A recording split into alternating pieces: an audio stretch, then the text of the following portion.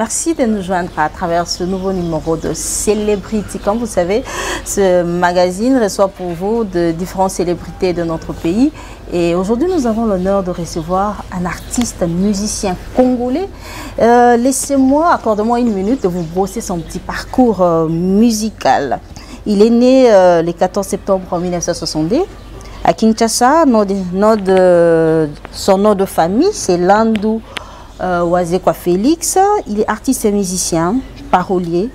Dans les années 82-83, il commence l'apprentissage de la musique dans le groupe Kin Verso, dans la commune de Matete. En 1993, il écrit une chanson pour Papa Wemba et il a commencé sa carrière solo en 1995. Bon, il a déjà réalisé quelques albums que je vais citer tout à l'heure. Tétagramme, c'est en 1995. Pauvre Mai, en 1997. Bonjour messieurs, je sais que beaucoup de téléspectateurs se rappellent de cet album. C'était en 1998. Signature en 2001. Yonani, en tout cas, j'espère que c'est dans la mémoire des Congolais, en 2002. Et après, voilà, c'est en 2004. Moussa Pilbosso en 2006. La chèvre de Messier Séguin en 2009. Mémoire Yanzambe, avec ces titres un peu compliqués là, Mémoire Yanzambe, c'était en 2010. Oh les mains en 2011, là c'était un single. Et Adam Mouna Eva, c'était en 2013. I Love You 2015. Et puis en 2018, il publie un ouvrage, Le Petit Bonbon de la Sagesse. En 2021, vous savez, il nous a sorti un single Kilelo, et en 2022 nous sommes là pour parler des épaisseurs paracétamol. Je parle bien de son, parce qu'il a beaucoup de surnoms. On l'appelle S grave, monstre d'amour, Moukoua Bongo, l'émirant, Monsieur Google, Kaobenganzebo. Je parle bien de Félix Wazekwa. Bonjour. Bonjour Blandine Mangenga. Vraiment, c'est un immense plaisir. Il y a Koyamba Olelo, dans le cadre de l'émission Nabiso Celebrity. Un mot pour l'émission, on a pas besoin de. Oui, ça va, on a le mingi parce que au moins tous les émissions Moko Boye, ils ont consacré à la célébrité. Voilà. Voilà, c'est ça. Bon, j'espère que l'obi bon yamba souté que tous les célébrités me boyambie. Non, c'est l'intitulé, c'est déjà célébrité, donc il y a plus qu'à célébrité. Félix Wazekwa, tu peux brosser un tout petit peu carrière nayo, un petit portrait nayo. Tomoni depuis Obanda Tilelo, on continue à cause à la une na Banzembo. Quel est ton secret? Qu'est-ce que tu fais pour que Ozala toujours à la une? Parce qu'il y a beaucoup des artistes au Bobanda na Bango jusqu'à aujourd'hui, comme on peut tanga marali suscité, tu même pas sur Bakenawa puis sur Bazalawa, mais Félix c'est quoi? Il est toujours là à la une na ma chanson. Quel est ton secret? Bon. D'abord secret c'est d'abord au Sambela, aux Nanzambe. Et ça, dans mon côté, étape mon côté pour échapper dans Nzambe. Même dans Zembo, paracétamol, dans Zoloba. Donc, Félix Wazekwa, c'est un chrétien. Oui, tout à fait. Donc, dans Zoloba, qu'on regrettait de passer nayo pour Nzamba ibi ko sala kana passer ta ko sala peine à venir. Pour tout le monde va vraiment vraiment, il a fallu na sala boy. Il a fallu na balande na nyoyo. Il a fallu na somba ndelo ko boy. On est allé passer. Nzambe siko azalaka Nzambe ya passé te azan Nzambe ya venir ya wana photo comptera na pe na venir au compter que non alors tant on a nazo mi pesa na ye otangi ba titre ba Nzembo moment na premier album ezalaki Tétagramme on ezali comme Nzambe on doit YHWH donc bande le tilelo nga papa Simaro to sali na ye Adam na Eva mémoire ya Nzambe. On a toujours battu mes agas sur Bonzambe. Alors, donc tellement na contact na Nzambe et puis na yebi que nanda kwa papa na ngai na kola na nzalate. Nanda kwa papa na ngai na kozanga succès. Donc, ça dit que l'autre côté pesa ba na mukutanda kuna yi. Base la mukelo ke nanda kwa mutu mususu. Awane na gonyo kwa. Ces côtés là parolier verbe Odota ngwe pas mutu moko to eza iné obotama na uka. Oui, babilo connaît. Ou bien ozana mutu moko azaki un peu modèle na yo o bande ko sepela na ya bande pe ko beta masisi loko. Non. Eza lo mo abotama na ngo.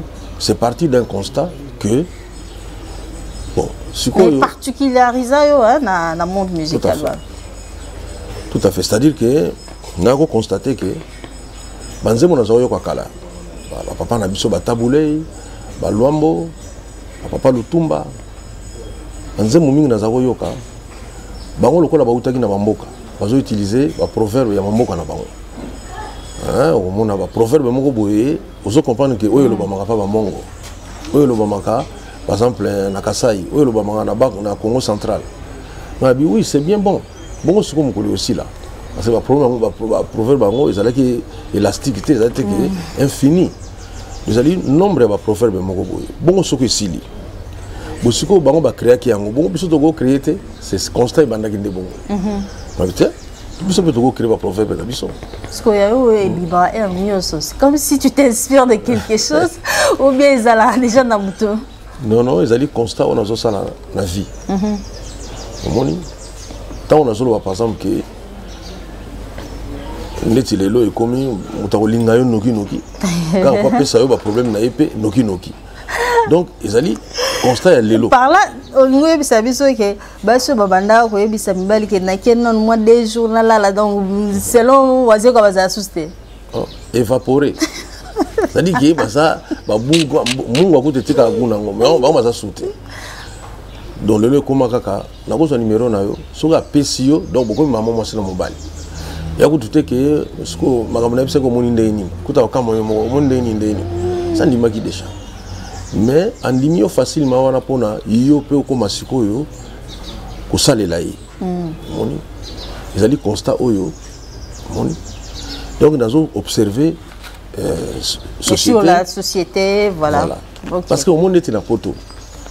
Les verbe mon aloba ngungi ako kansa bazobe tele maboko nzoka bazolo ka babomai hein tant tout ça la ndako ngungi mususu aza na babule bela ko loba ah ndako na succès ko na zonga lisusu donc comprendre mais verbe ya nemona mundela ko sala ngota puisque ngungi azate et sur mabe banaka ah te donc mundi za verbe ti le loba to sepela na ngukate deti par exemple verbe on ya ngungi et ko sala na Scandinavie et ko sala matera mboka ba hiver tout ça parce que na constat la société na bango ngungi azate mais tant on a bano fana ce qu'on a compris na bango ba trop tout ça ah idée ni ngona ninge ko na o musula lobaki ke solo mabe et bana mokili mobimba mais balinga na bango ngote promesse ate ya ko yebana mais oyebana li ndenge nini il faut ko yebana lokola parfum ba te bele bazana parfum te mais o bazana ngo ba olengela ngo maintenant ngo olengela solo mabe mutu musomo na otenga ba yebanga danger oyebana na cacher nini donc le problème est ya ko yebana te.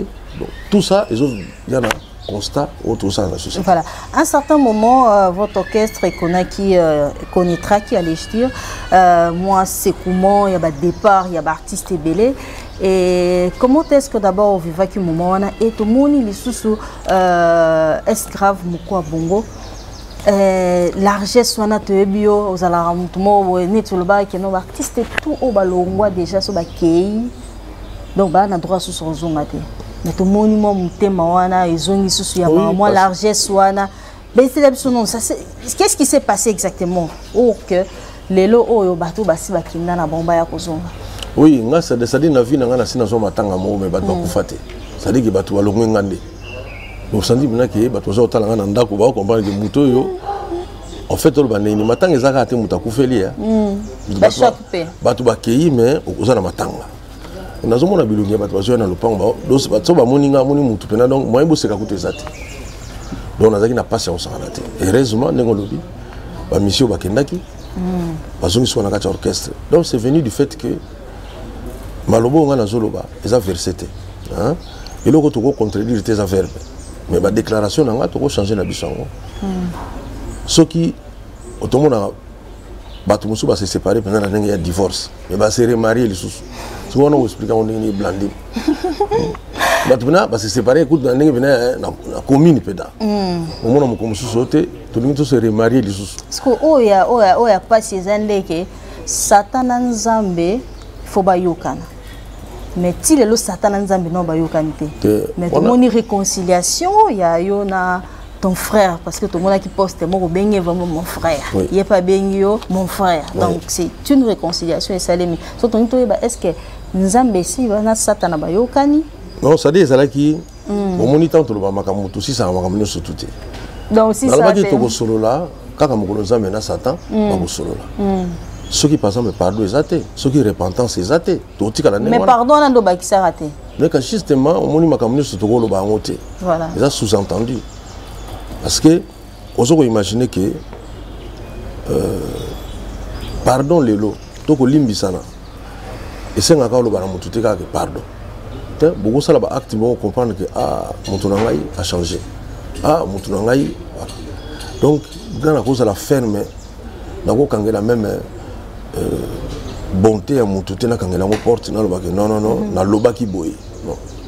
Je pense que oh et ça la meli biso lelo par exemple ko solo na ko fiolo mide vraiment est-ce qu'on s'attendre à une réconciliation là, une réconciliation définitive ou il y a quelque chose c'est bon même menacé ou toko zela un featuring to ko bona bino pena yona frère na ensemble comment poser ma question bien donc non ça dit que ningi oui effectivement tout ça na programme ya featuring na Koffi Olomide featuring Koffi Olomide na Félix Oise comme ça sera du boom na la bina yo nga partie na nga osala déjà vraiment ce qu'on a zo compter mingi na ye parce que ça déjà boy tout ça la featuring ya rumba mais na générique ce que côté nga na osali ça na mukili yango na côté générique côté ya kusunga nga siko ezali côté ya rumba on comprend voilà pour na ipsa ki déjà nga biyo za chef chacho nga za nga élève ce que yo na continuer mingi na rumba mais côté générique là na opongi yo mona ata générique to beta yango yo mais yepe lokwa za tata mobimba akotika la nengo na ta non parce que yepa pesa ba biloko ebini sa bato bato c'est la iloko wana et vous allez parmi biloko ko marqué musique ya période yo ça dit que d'abord na nditi nganze nganditi côté rumba na ça déjà parti na ngai ba idée o na za nango déjà na yebi que yesoka baxi susu ya donc vraiment mutu to yembela donc egotika la lokola référence moko na musique na biso. En tout cas ça la bien toko ben on va 20 mikolo pour 20 mikolo eza ya ba réconciliation. Ah oui. Ah oui parce que ngai moyo ya ko kabona zo sala nga pasi mingi dans nos autres la par exemple comme itila basali nzambe. Biso c'est normal. Bito ko benga ngo kama normal mais basali nzambe o basana buku moko zo sangisa bango.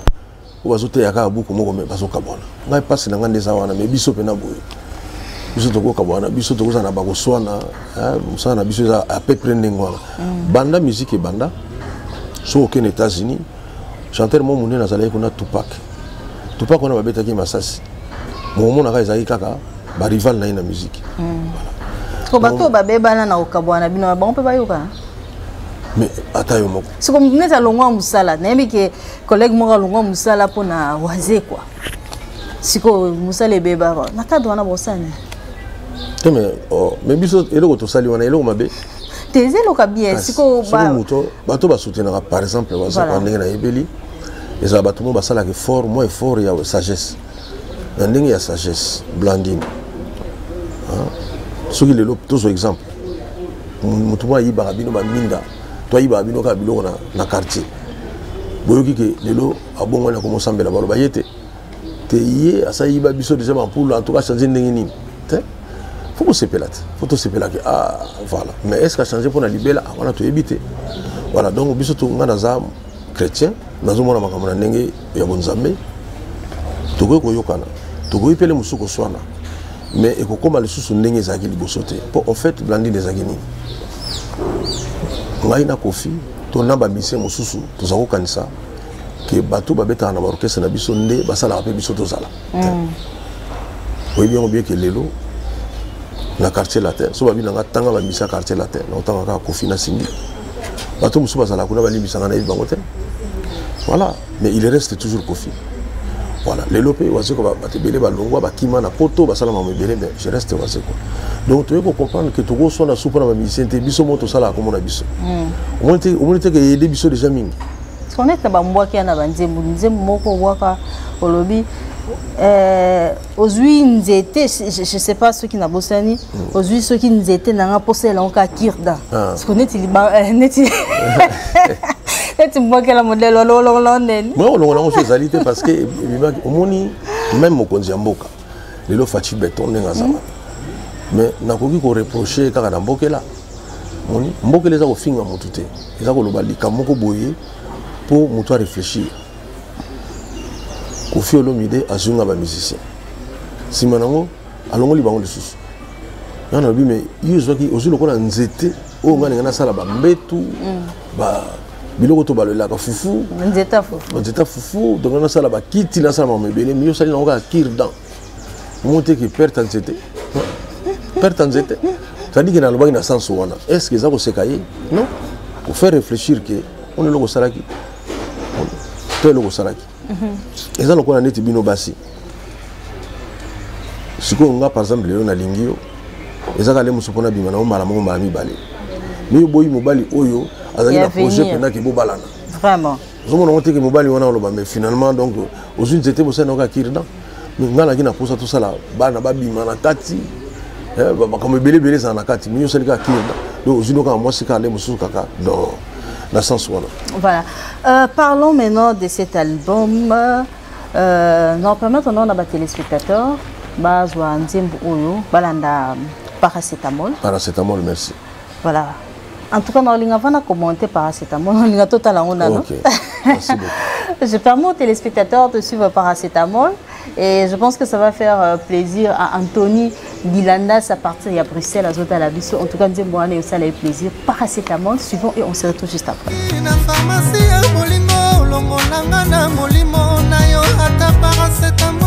Ya pambo pimanga moto pasi nanga tito Henri Kesnina papi mokiki Youssouf Mbala Leombo Makarine Fernandez Voilà, c'était paracétamol. Paracétamol, ça fait énormément plaisir. Na bosta tilito azota la biso à partir ya mushinda. Paracétamol, tu vois paracétamol te mélange na kaba douleur. So qui m'a tout passé. Moi bacrobature obite femme mais la moi paracétamol peut soulager. Est-ce que paracétamol la bolingo to paracétamol? Ah oui. On fait ah ça langage mon imagé. Donc message clé ya nzembo wana. Oui, j'allais que mutunyo se fonce en paracétamol là. Moni dans sens tout le baboyer mais physique dans sens on peut figurer. C'est-à-dire que mon comme ça on a écouté le docteur nanga na poto. On m'a dit que ça passe mon na mino. Ah oui mais pourquoi tu as passé ça là comme nous? Faut en qui ça va douleur. Ici en Europe nous combattons la douleur. Même si on a fait lobby, vous allez dire que ça va le la passe. Moi on est le comment? Bah tu as produit moi du genre que vous on ne peut pas citer mon coup finopé. Alors que baliwa quand les amis vous senti bien ganinga kufa zo le là on va faire ma belle.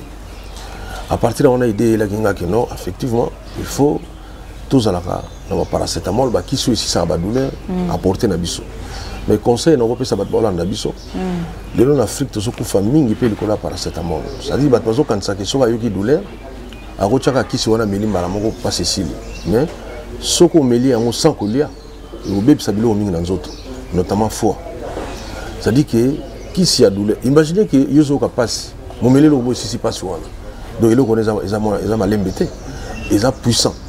Donc il faut toujours qu'on y a, il faut qu'on y a avant on met la kiss paracétamol. Parce que si on a 2 h du matin, il y a quelque chose à la sardine. Il y a une normalité. Tant que là, on a le locomotion à Goliath. Bon, si on a le locomotion à Goliath, il y a ce qui passe à 2 h du matin. Il y a une douleur. On a obligé de mettre la paracétamol sans Goliath. Et vous soulagez pas mais il va créer la douleur dans les autres. Ici, il y a déjà en Afrique, paracétamol ou la caca. Surtout le comment on te sans ordonnance. On te dit non, sans ordonnance, donc on est sans conséquence. Non, non.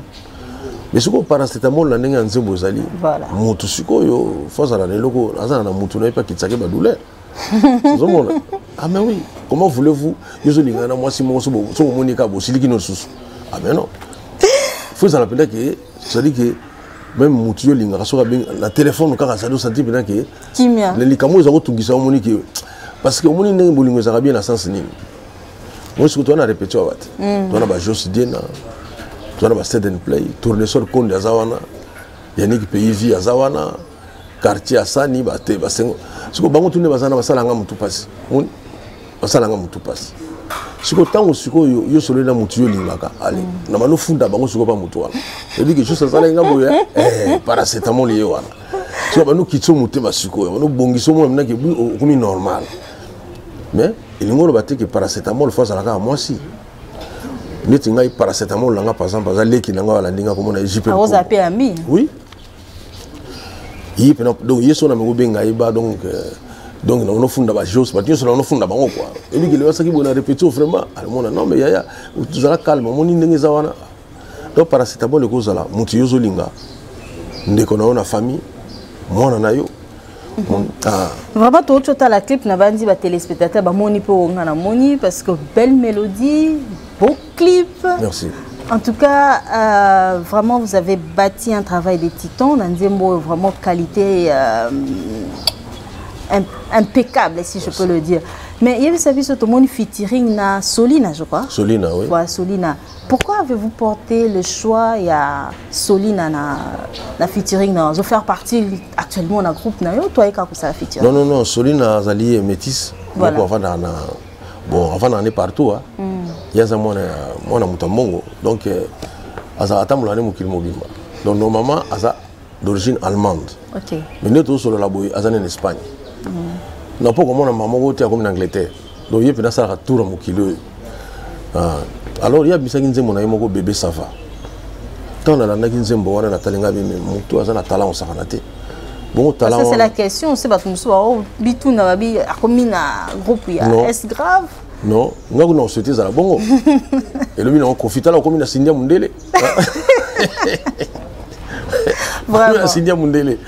Ça dit que nous préféré comme un nengwana. Mais non, parce que tu es bien à bilo wana ya basi penza te. Tu es bien à ngote to monia on a paracétamol ça. Les ali fait un featuring. Ndenge na yemba na Barbara Kanam.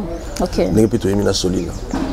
Voilà, mais si on est Barbara Kanam, on a un culture, on s'est pas d'acheter. Vous comprenez? Mais on l'a été. Donc, on a dit Barbara, il y a un travail. Moment on l'a été. So, il s'est Solina paix, on l'a été. Ah, il y a dans sa carrière. Au moment on Neymar, bébé Wemba Zawana. Bébé Wemba. Donc, en fait, bébé Wemba, Zali, moi, na Oyo, na vive à la musique, maman Amazon a zoaki pour na mungongo ya papa Wemba. OK. Azali parmi bateau ba imita papa Wemba parfaitement. Alors tant que on est même na Abidjan, na compte ya vive à la musique, yemuta yemba banze bonus à papa Wemba. Alors nyonso. Ezali te ke ya yembi sima zusu mutu muso yemba lokola papa Wemba te ka yemoko. Lokola na tika la toujours na douleur à papa Wemba. Les deux appellent sous douleur te mais comme ce qu'on dit et c'est ngo ya yeba mutani. Ba souvenir ni garda pour na papa Wemba. Ma meilleur souvenir au garda pour ces grands artistes à Tika Biso. Oui, ça d'abord au studio. Hier, nous avons bossé dans le studio. Ça dit que on a parolier quoi. On dit que non, non c'est moi aussi. On a dit que il y a quand on a les sous n'engue tout ça dans le studio. Voilà. Même dans ces rappels-là, parmi mes souvenirs, mon colo, je me dis mes amondo qui t'aiment et comme je me dis, nga mona sala kiango. Sikoyo tant que tu comme dans le studio, parce que il y a des samangwana.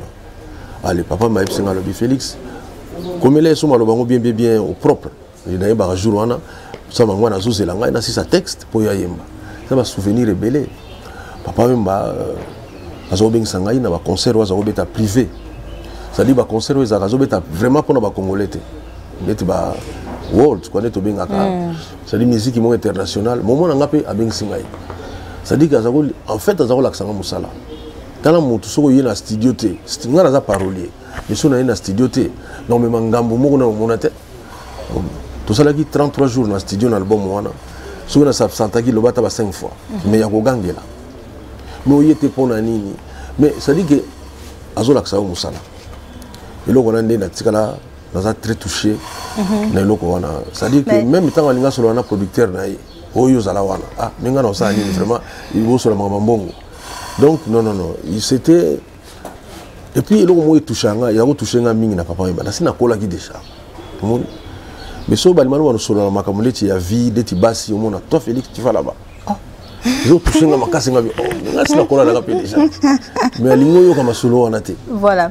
Mais Félix basé quoi? Bah mingi balobara que musique na yo et traverse vraiment ba frontière te peut-être en habité peut-être c'est par rapport il y a langue utilisée dans ba chanson na yo mais tout monde yo même biso na mo word na paracétamol tout monde moi english côté na kati. Donc, c'est vraiment un pas où il ça pour que musique est traversée par la frontière ou comment? Non, musique, sur le bini, musique c'est traversée par la frontière. Déjà, sur la frontière, on sous. Oui, à partir de la diaspora, il y a des Congolais presque partout dans le monde. Mais il y a des gens qui ça appelle Papaya. Voilà. Mais c'est vrai que aux animaux, ils sont en Angleterre. Parce que dans le moment It's My Call. Mais le clip, il m'a quitté. Ok. Voilà.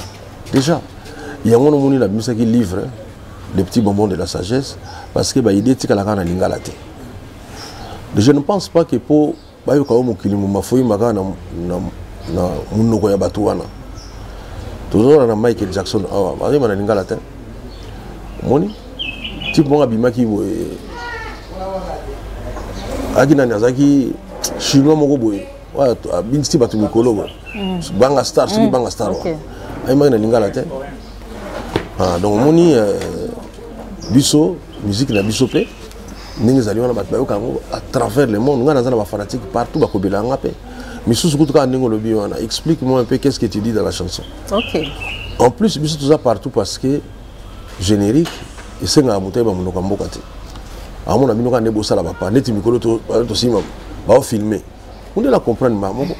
Africains, surtout à comprendre. Voilà, donc, on est déjà partout. Voilà, donc deuxième chanson, je crois que c'est Épaisseur. C'est ça la chanson. Oui, Épaisseur. Hein? Épaisseur, Épaisseur à Nîmes. Il y a beauté, Épaisseur, il y a Mongo, Épaisseur, il y a Magamou. En tout cas, tous les gens commenté avant. Nous sommes les téléspectateurs Balanda. Et puis, on peut recommander ensemble la mission. Voilà, suivons et on se retrouve juste après. Aristote, toi, docteur Serge Mayaka, Senghor Kalintondo. Prêtre Azalaka Moko, Zeka Luseka. Voilà, Épaisseur, ça fait énormément plaisir à Papi Lumbu, à Zota Labiso à partir de Londres. En tout cas, Épaisseur, il y a un. Est-ce grave? Oui. Monstre d'amour. Oui, oui. Épaisseur, il y a Épaisseur, il y a Nini. On a comme usine à Makanis. Eh. Baksa les sous Angelo. On a Congo, vous avez un Angelo qui a Moko. Yo, y a bien. Mais on est allé à Missé Nangaï, au niveau comme on est à niveau Angelo. C'est sur base de quoi tu es Angelo? Mais parce que nous avons un malam. Ok. Nous avons vraiment un malam. Donc nous avons la même intérim Angelo. Nous avons dit que ce soit Angelo m'a dérangé, on a remplacé. On va remplacer le ti allez dans une chose dans la ok dans un l'épaisseur et puis c'est épaisseur oui et bon banine épaisseur on a ni tout à l'heure épaisseur il y a beauté épaisseur mais quand on perçoit c'est-à-dire que tolingi et l'eau qu'on surtout aux gens malamu to vimbi épaisseur là ouais ma bête to conduit épaisseur là on place moko boye animateur azoemba c'est lui qui en a un peu plus que les autres il n'a qu'à partager aussi. Mais pourquoi miser les amis qui n'ont pas alors parce que l'épaisseur d'amour est trop mince. Mais ma belle équipe, moi je suis mboka lokola Congo, na mboka lokola Afrique. Tout quoi ça n'a raté. Pour toi des difficultés, ouais, biso mo ezali ça dit que beaucoup sanité mais va souffrir. Parce que tu sous le couteau les sous. En fait, les gens qui ont net tout monde na boloko, net na makala. On t'a salaki mabe, botie na makala. Aza déjà na boloko, aza privé na liberté. Mais ekokite botoboli sur sumo kuna sumo les zones ka iso kaili susu. So bolinga kufa kaka obendini. Donc na Congo awa, na Afrique je parle. La difficulté tout ça dans le même dans monde. Toko ko ça na raté. Toko ça na mabete. Et on a lobby, il faut épaissir à bolingo ezala. Ba pesi au poste dans l'état. Ça là avec beaucoup d'amour. Au moins on ça là différemment. Dans ça ba tu phrase moko boye. Dans ça il s'appelle sabatu mingi. Au moins so ça là comme na vie. To ba pesi au kanda. Il faut agir. Mais le belaka boye. Ceux qui zalaki Jésus Christ ça ça ndeni. Yo mo mona oza okoma na vraie version il y a comportement na yo. Ka pour tout obichaka na sika Jésus Christ était. Ça là que mokili mo mezo talela yo. Que neti par exemple yo comme tout zaki Jésus Christ. Na likambo et salamé ngolo bani. Na poste o ba pesi yo Christ alingo sala ndeni. on a quand même beaucoup ça nous bolamu parce que les personnages donc toyebi que donc yé ni kama bako sala ngote webi ngai tano zo tanga na académie omoni carte oya obeta ya mbongo kokoba abenga ngo kokoba bozo koba ningi zalaka boche ba mbongo wa gagner azui carte wana tozaki na fille moko boye na comment on a ezaki Boteti mais na ibisu prénom na été bazaki mona ya général Boteti peut-être ya oyeba soka tanga na académie de Beaux-Arts oyeba le fille on a ninga za komonela ngai nena na bana ko za Angelo Kala do ayekutanga siko na zokoba webi kaloba Félix toi aussi oyo ke bana journal na ko ba soute parce que c'est dit donc yo ko ba ndingi ni do c'est dit que oza iloko ba yanki il y a vous avez des élèves ba étudiants mais yo ko ba te voilà mais tout le monde na kati nzembo wana o même biso na ma folklore moi diversité ya ba langue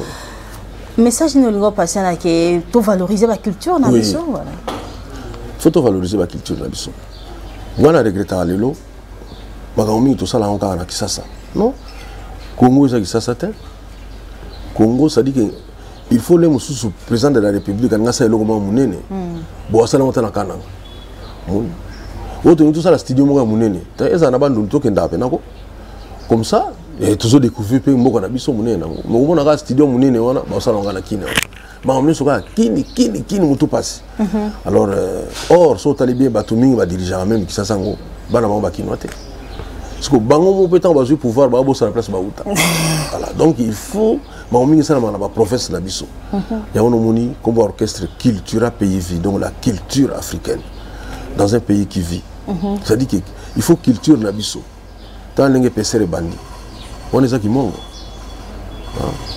dernièrement na solo qui na fali a sepela ni loko na makasi parce qu'il y a beta mingi ba genre wana a sepeli pa yoki besu muno mboko na ye voilà donc ça dit que il faut banzembo na musuna yimba osantife na oza chiluba banzembo so zu banzembo par exemple na sala ki pona IGF na pesi mbote pa ya Jules Alingete to yemi na wilang dona ki sakata to yemi na kimongo to yembi ça dit que voilà wana ngai na linga culture mboko na biso ils la valoriser. En tout cas, ça c'est très bien. Vraiment, en tout cas, pour valoriser la culture na biso, ça c'est bien. Mais tout le monde peut retour il y a juste ça timpoi. Nakati wana sala yo na zuneni ro basusu mwana yo azoboa kalisusu nakati nzembo wana pesimbi omoni pome yango ndezala kawana bokozongisa mutu voilà l'orchestre mais soit sala loko mo isimbite wana ba parce que bozo sere poani mais lelo mutu nyo surtout aza content na oje saka sali donc vraiment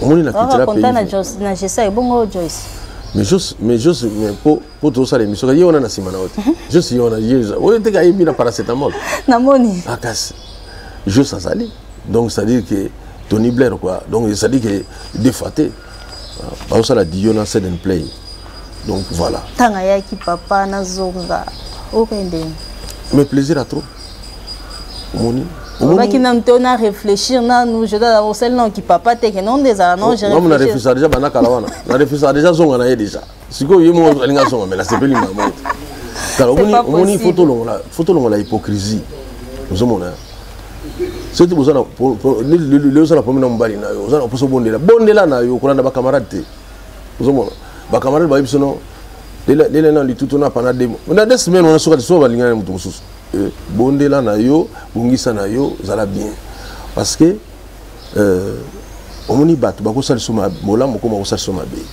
ngana no baka boye na livre oya le petit bonbon de la sagesse na komaki pona ngai entourage za na ngote parce que suka ngo mutu za décision yimoko donc vrai entourage mutu za intérêt na ye beaucoup ya ta 2000 beaucoup conseiller mutu mais intérêt que tu donc tant ya yaka donc beta rapport ita koti mamoko pa a expliquer pena ningi yo sala voilà ce que banzembo bako zongo kana ba plateforme na yo ezali déjà donc banzembo ezali so muta koti na Félix Waseko officiel mbala moko azana bozana nzembo lokola épaisseur banda mokili banda artiste moko te na monde ça bisa nzembo comme na épaisseur de ce côté na YouTube betika épaisseur okuta na kana yango soko beti paracétamol nasi lokuta na paracétamol moko eza wana boye mais yango te quoi paracétamol ya nzembo yango ndeti mikolo to sala au pur on a sur internet et ça la raté mutu na pensé que mai to mela to yemela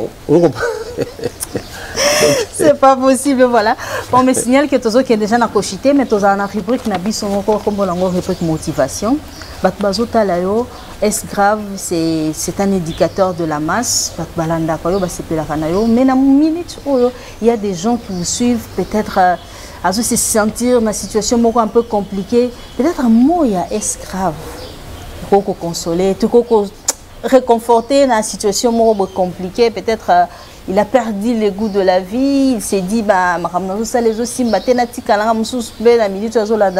a envie même de se suicider, mais est-ce grave la minute photo mais un mot de motivation pour parce que dans toutes les couches de population à travers le monde entier.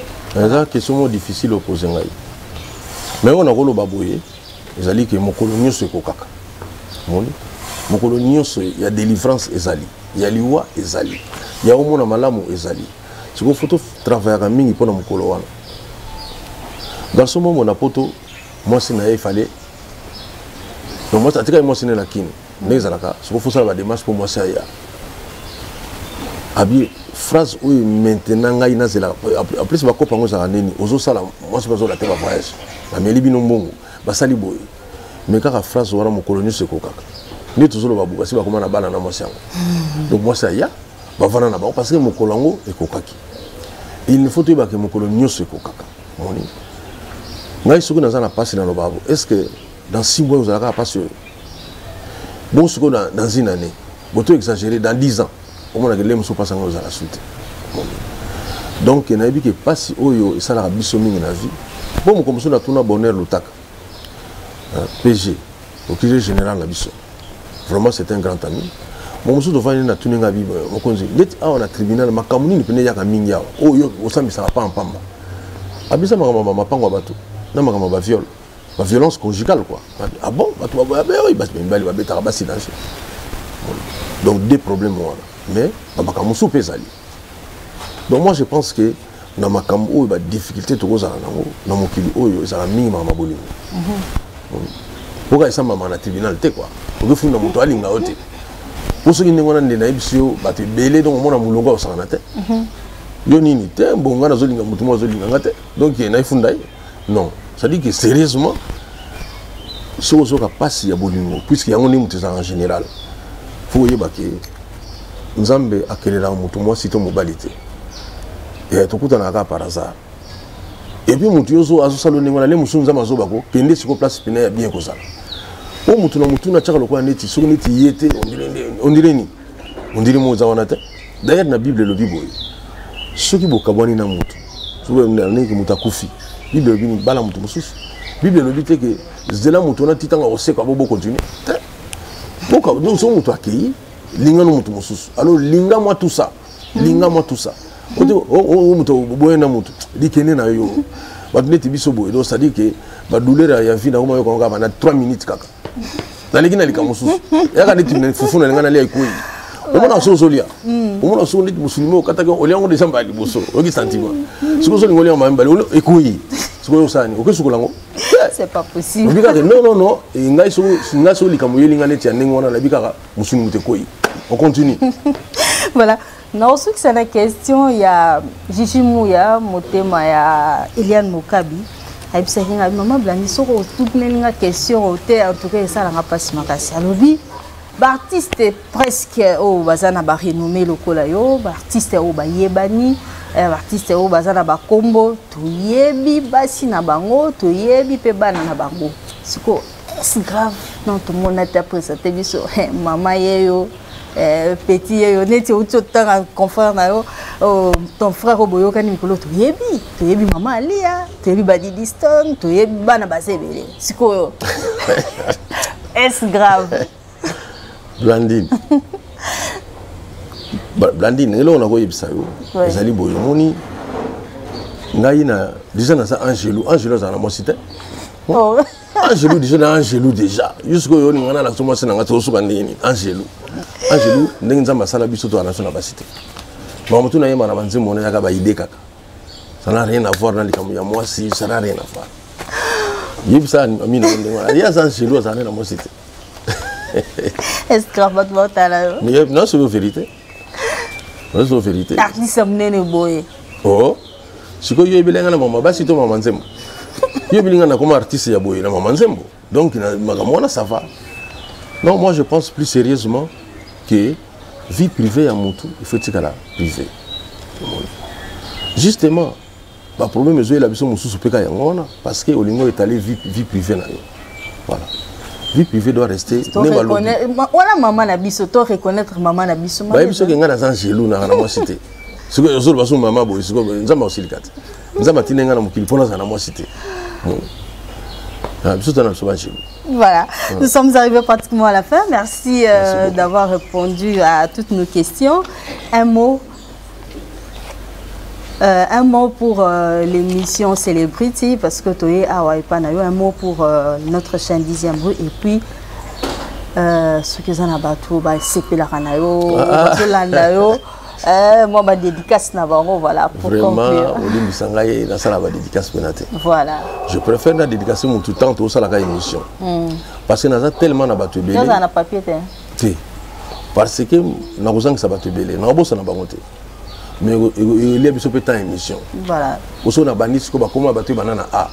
Na banni na banana B. Titi on a A. Mais autant que garçon on a Anthony Kilandas. Kilandas. Nous avons pêché son beauté parce que Bazali Ali Moutoyo na départ de la culture pays azalaki déjà. Bon on est basé au courant de la culture pays. À chaque fois tu benga na moi ça mais na miyo kité wakingate. Ya za suna niveau libangate. Zomona do c'est dit que dans mon cœur quoi na bi que alors ngai na kolo bana bateau balandi biso banzembo ezali déjà na YouTube. Mais son côté na page par exemple Félix Wazeko officiel.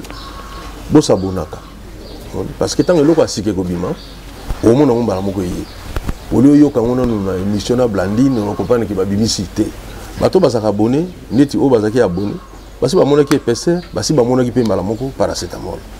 Voilà. Un mot pour l'émission parce que tu comme déjà na souka. Oui, na sepeli mingi na professionnalisme na yo na flatter yoté le bi na tourner son abi level niveau ya bosaleli na sepeli makasi quoi.